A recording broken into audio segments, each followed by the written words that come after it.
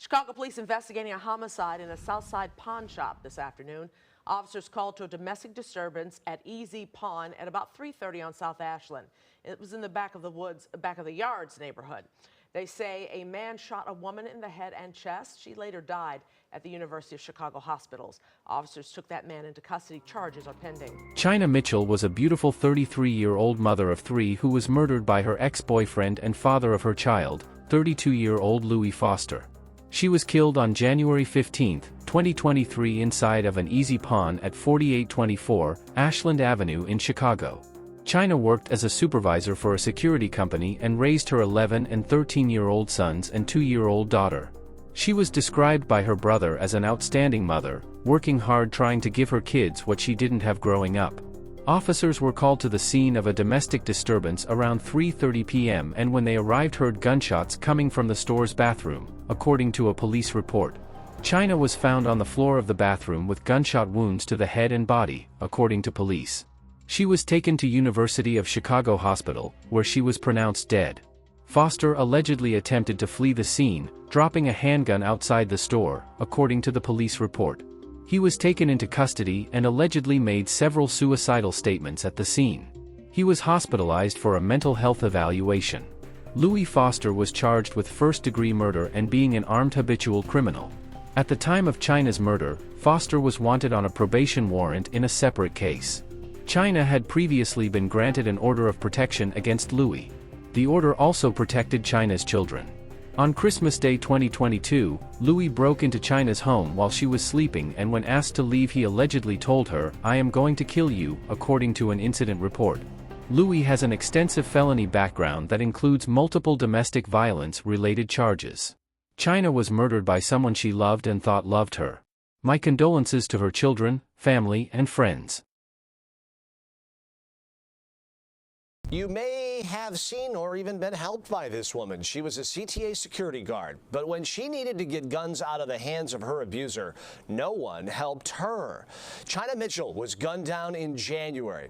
CBS 2 is always investigating, and our Marissa Perlman uncovered how so few guns are being taken away at one of the most critical points for victims of domestic violence.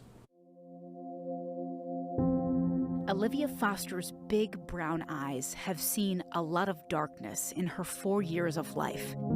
Eyes the same as her mom's, China Mitchell. And even in that darkness, she's become a bright light to her grandparents. She always with her. She looked just like her mama. In January, China became one of the latest domestic violence victims shot and killed by her abuser. She was just 33 years old. Her funeral packed with people wearing purple ribbons for domestic violence awareness. China was a mom who loved her 3 children. Her friends called her the diva, always dressed up. Yeah, this was one of her favorites. Her mom can't seem to let go of it. Rough around and go bowling or something. China was a helpful person. Like, she helped everybody. Pauline McQueen and China were raised like sisters. I used to feel like, hold on. I'm good. When I used to feel like depressed or like sad, I used to call her. So many lives ripped apart by a gun, an ex-boyfriend, and a system that makes it hard to get guns out of the hands of abusers. When China said, "Mama, I think he gonna catch me. He gonna try to kill me." And why When her relationship turned violent, China walked the same path as so many other survivors into a domestic violence courtroom to get an emergency order of protection. In October 2022, in this petition, China wrote her ex-boyfriend Louis Foster beat her and threatened her, saying, "I'm going to break your neck, bitch." She says he strangled her until she was unconscious. Olivia was in her mother's arms during some of the attack. "I was bleeding on the baby," China wrote. The judge gave her the protection order. It didn't help her. Nothing helped her. There's something else China tried to get the judge to do. In this petition, she asked for a warrant so police could take away Foster's guns. Look at these boxes she checked. Warning, Foster has a history of violence, is suicidal, and a threat to the public. Did China ever tell you she was scared of him? Yeah. She was scared in the sense like, oh, he can kill me. He might gonna kill me. So what did the judge do? Nothing involving guns. We wanted to know why and got this transcript. It is everything that was said in court that day. There's not one mention of Foster's guns. So it was worse, I think, than being denied. It was just ignored. Benna Crawford from Legal Aid Chicago represents domestic violence survivors. We shared with her what else our investigation uncovered. This as a critical piece and for survivors that actually keep them safe. Take a look at this. It's data we obtained of emergency protection orders in Cook County. Each case represents a person in immediate danger. In the last 10 years alone, nearly 112,000 emergency orders were granted. We can't tell you how many people asked for guns to be taken because we found no one tracks that. But here's what we got from the Cook County Circuit Court Clerk's office. Only 85 gun seizure warrants were granted. Just 85. It's an inappropriately low number, but it isn't surprising to me. But what may be surprising, judges decide whether abusers can keep their guns while blind to their criminal histories. It's just not a position that we want judges to be in when they are making these life or death decisions. And get this, the system makes survivors bring proof of their abuser's violent criminal history to court, a responsibility China likely didn't know she had. Foster was a felon who served time related to a gun charge and couldn't legally even own a gun. As it turned out to be true, without the issuance of that, removing his firearm, she was likely to be seriously harmed or killed. Police say it was here on January 15th where China saw Foster with a gun. She liked going to this pawn shop to buy and sell jewelry. China ran around the cabinet, Around the place. to the bathroom.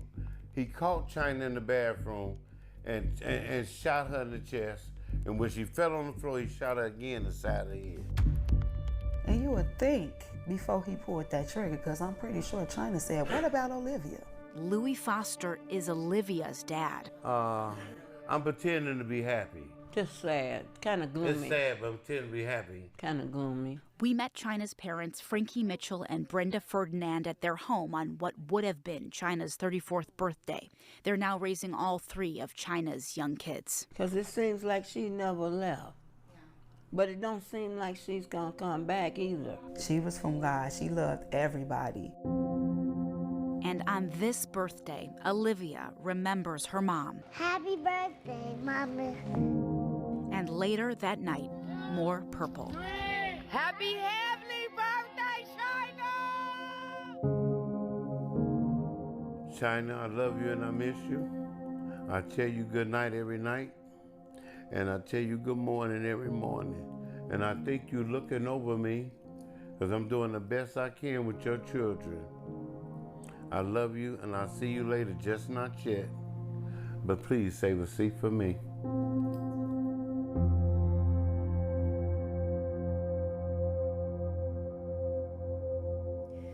Part of the challenge China faced is Illinois' murky law involving emergency protection orders. This is a really dangerous moment for victims, yet court sources say the law is unclear as to whether judges have the authority to take away guns at that point. Lawmakers have been sitting on a bill that could help fix this problem. It's called Karina's Bill. It's been stalled for more than a year in Springfield, named after a woman gunned down by an abuser. China's accused abuser, Louis Foster, pleaded not guilty to charges of murder and being an armed habitual offender. In the newsroom, Marissa Perlman, CBS 2 News.